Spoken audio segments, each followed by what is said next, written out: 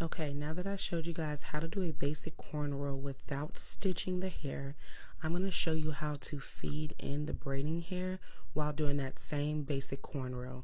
So if you did not see my previous video where I broke down to you guys how to do a basic cornrow without stitching the hair, you're going to want to watch that first. So we're going to start off by braiding down about 3 to 4 times just like we did in the previous video.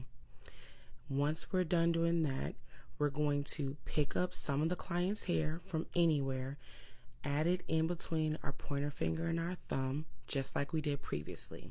And I got this question a lot, but I still have 3 strands of hair. There's one on the outer side, and then there's 2 that are in between my pointer finger and my thumb, but they are being held separately. They just look like they're together, so you're always going to maintain 3 pieces. Now we're going to take our braiding hair. We're going to slide it in between our pointer finger and our thumb, and one side of the braiding hair is going to be added to the middle piece that's sitting between our pointer finger and our thumb, and then the other side is added to the outer piece that's hanging kind of over her forehead.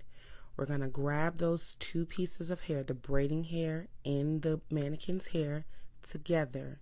I'm going to use my middle finger to help push the braiding hair down to the base of the scalp so I can braid.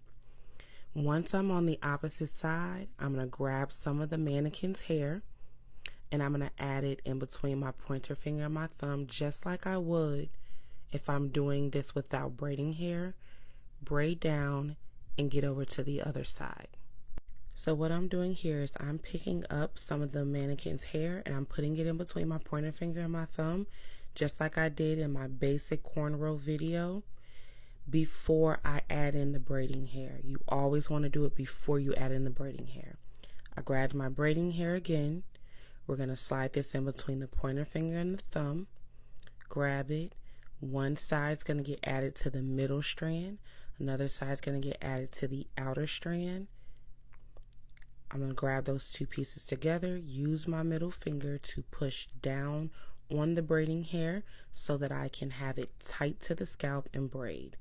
I just picked up some hair on the opposite side, only her hair. We do not need to feed in any braiding hair.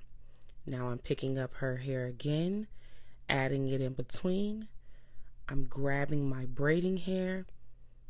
I'm sliding that in between my pointer finger and thumb, so it's essentially on top of her hair that I added prior. Just so it's clear for you guys, you can see how there's braiding hair in the mannequin's hair. I added my new piece. I'm using my middle finger, push down, and braid like so. Pick up some hair on the other side and continue to braid down like normal. You're going to continue this same repetitive motion every single time. For those who are going to ask, yes, you only have to add in braiding hair on one side. You can add it in on whatever side that you're comfortable with, just long as you're picking up some of the mannequin's hair or the client's hair before you add in your piece of braiding hair. Because this is going to help you to have the braiding hair on top for when you're ready to start practicing tucking.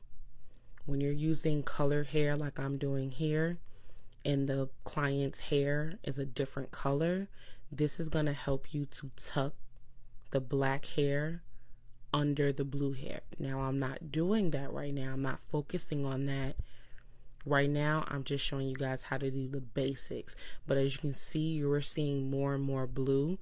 I can show you guys in another video how to be more intentional about making sure that's fully covered up. Right now, grab your mannequin, grab your live model, and go ahead and practice this.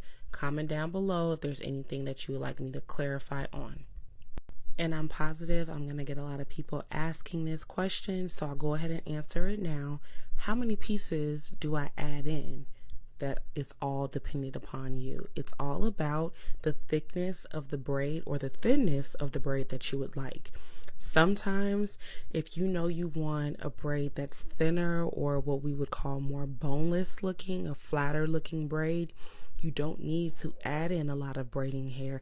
I may only add in 3 to 4 pieces just to help build the hair a little bit and help hold the structure, but it may not be required for the actual full thickness. The only reason why I kept braiding in more pieces is so you guys can keep seeing what it looks like to build up on that braid.